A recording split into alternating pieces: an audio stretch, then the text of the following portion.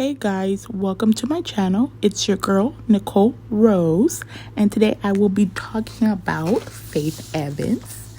Now I will be doing a series on a few bad boy artists that were pretty popular, but not the most popular, like B.I.G and Mace, Craig Mack, but they were still pretty popular, and to see if they were caught in the bad boy curse. Now please subscribe, share this video, and comment down below who you feel I should cover next. You can also DM me on Instagram at Miss Texas 1. That's MRSTEXAS, the number 1. Now, without further ado, let's get into it. Faith Renee Evans, born June 10th, 1978, in Lakeland, Florida, to parents Helen and Richard Swan. Mother got pregnant with her when she was only 18. Faith stated that she never met her father. Now, when Faith was young, her mom sent her to live with two cousins that were running a foster home in Newark, New Jersey. Faith started singing in church at the young age of 3. Faith ended up getting pregnant at the age of 15 and again at 16, but did not keep either, if you know what I mean, the A word. Can't say it on YouTube. Anyways, Faith's first ever boyfriend was a drug dealer who physically assaulted her, and she said even gave her an STD. Wow, maybe that's why she didn't decide not to keep her babies. She even wrote in her memoir, Keep the Faith, that at the age of 17, she started sleeping with a 35-year-old married man. Man, she did not have a good dating history. Anyways, back to the story. Now, shortly after Faith finished high school, she began going to college and then began dating music director and producer Kima Griffin. Soon after, on April 1st, 1993, the couple welcomed their first and only child together, daughter named China Griffin.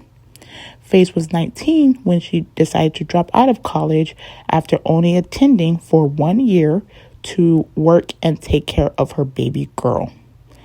The couple only ended up dating for a few years when Faith moved to LA to work as a background vocalist for I'll Be Sure and Christopher Williams. And they say that she was earning about $2,000 per week. All this work got the attention of P. Diddy, who signed her to Bad Boy at the tender age of 20. Then became the first female artist to sign with Bad Boy and moved back to New York. Faith then met Notorious B.I.G. at a Bad Boy photo shoot. Faith 21, Notorious B.I.G. 22, got married after only knowing each other for 8 days on August 4th, 1994 in Rockland, upstate New York. Exactly a year later, Faith released her debut album called Faith. This peaked at number 2 on the Billboard's Hip Hop and R&B Albums chart and number 22 on the Billboard's Top 200 Albums chart. Mainly thanks in part to hits like You Used to Love Me and As Soon as I Get Home. This pushed her album to go platinum and sold over 1 million records. Around this time, though, Tupac had just got into a feud with her husband and said that they were romantically together, if you know what I mean. But Faith has always denied this. Now, from what we know and what you've heard in the past, who do you believe? I believe Tupac based off his interviews and other people's interviews who also believe him, including Biggie at the time, who was in a relationship with another woman, Lil Kim. Faith stated in an interview with Hot 97 that she later found out about Lil Kim after hanging around her pretty much through her and Biggie's whole marriage. And when she found out that they were seeing each other intimately, you know what I mean, Faith went on to say how she found out. She heard Lil Kim on the radio calling her husband the love of her life. This pushed Faith over the edge, and Faith then left Biggie and moved out with her child into another apartment in 1997. Faith said in that same interview that she felt betrayed by both of them, Biggie for cheating and Lil Kim for hanging around in her face even though she knew she was being intimate with her husband the whole time. Scandalous. Anyways, Lil Kim's former road manager, Monica Dowell, told Hip Hop Magazine that things got so out of control between Faith and Kim that one time they were all together and a physical altercation broke out with Lil Kim pulling a gun out on Faith. Years later, Lil Kim went on to say in an interview with the radio station 92.3 that she was young and dumb, and she felt that she was with him first, so at the time, she did not see a problem with it. But now that she's older, if she had the chance to do things all over, she would not continue to be with Biggie intimately once he married Faith. Now, Faith, 4 months before Biggie's death, had just given birth to Biggie's last child, Christopher Wallace Jr. In September of 1998, Faith released her second album called Keeping the Faith, which peaked at number 3 on the Billboard's Hip Hop and R&B Albums chart and number 6 on the Billboard Top 200's album chart, with her top singles being Love Like This and All Night Long. This album also went platinum and also sold over 1 million records. Faith's friend and rapper-producer Missy Elliott introduced Faith to a music producer called Todd Russaw, and the two quickly began dating.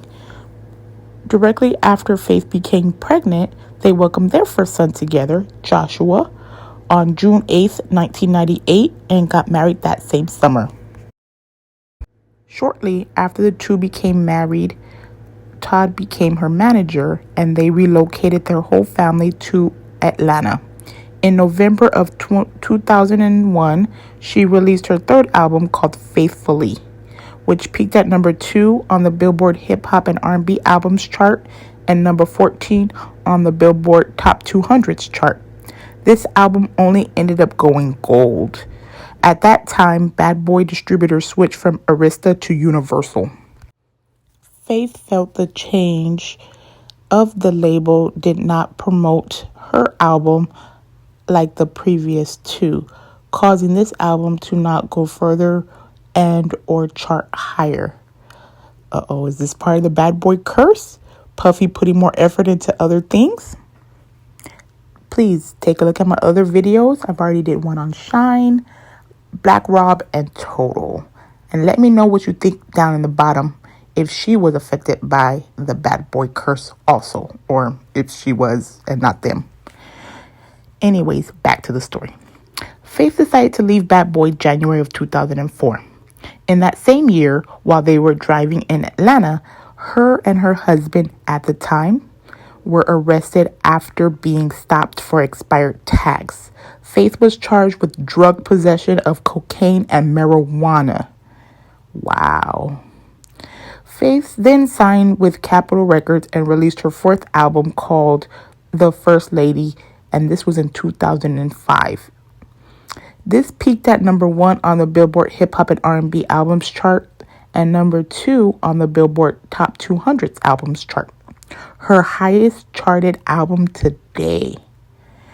November of 2005, Faith released her fifth album, a Christmas album called Faithfully Christmas, with dismal sales. Really, really bad. And the album didn't even chart. In 2007, Capitol Records ended up merging with Virgin Records, and Virgin Records decided to release Faith from her recording deal. At the time, she wrote a book, a memoir, the one I told you about earlier, called Keep the Faith, August of 2009. Now, back on March 22nd, 2007, her and her husband, Todd, welcomed their second son, named Ryder, and moved to LA. Right after that, and writing her book, she went on a 5-year hiatus from releasing music and didn't release any new music or albums until October 10, when Faith started her own record label called prolific music group and released her fifth regular studio album called Something About Faith. This album peaked at number 4 on the Billboard's hip hop and R&B albums chart and number 15 on the Billboard's Top 200 albums chart. But this album only ended up selling 77,000 albums. Wow. Wow. In August of 2010, Faith was arrested again, this time for a DUI. In 2011, she ended up divorcing her husband, Todd Russaw, after 13 years of marriage. Wow. I wonder what happened there. But anyways, she cited irreconcilable differences. I really wonder what the last straw is after being together all those years. If any of you guys know, please let us know down in the comments. In 2012, Faith became the co-executive and cast member of the reality TV show called R&B Divas. In November 2014, Faith released her sixth studio album called Incomparable. The album hit number 27 on the Billboard's hip hop and R&B albums chart, but did not chart on the Billboard's Top 200. In May 2017, Faith released her seventh studio album called The King and I. This album peaked at number 9 on the Billboard's hip hop and R&B albums chart and number 65 on Billboard's Top 200 chart. The album consisted of songs of her with her and Biggie unreleased verses, along with a lot of guest artists such as longtime nemesis Lil Kim, as they had already made up years prior. Faith went on to say that she knew that Lil Kim loved Biggie as much as she did, so it was only right to reach out to her to have her on this album. Unfortunately, the album only went on to sell 24,000 copies. In July 2018, Faith ended up marrying longtime friend, record producer, and reality show member of Love and Hip Hop Atlanta, Stevie J, in Las Vegas, Nevada. In May of 2020, Faith was arrested a third time, this time for domestic, DV, against her current husband, Stevie J, who later dropped the charges. In 2021, Stevie J filed for divorce, stating that Faith cheated on him. He even went on live to confront her in their bedroom. I don't know if you guys seen that video, but it's all over YouTube. And he just keeps saying, admit it. And she just keeps saying, leave me alone. She never admitted anything. But you tell me, who do you believe? Do you believe she did cheat or not? As of today, the two are still married and were even spotted on a beach doing cartwheels recently. Now, I don't know what that's about. But look out for more videos related to this topic. And you let me know, was she a victim of the bad boy curse?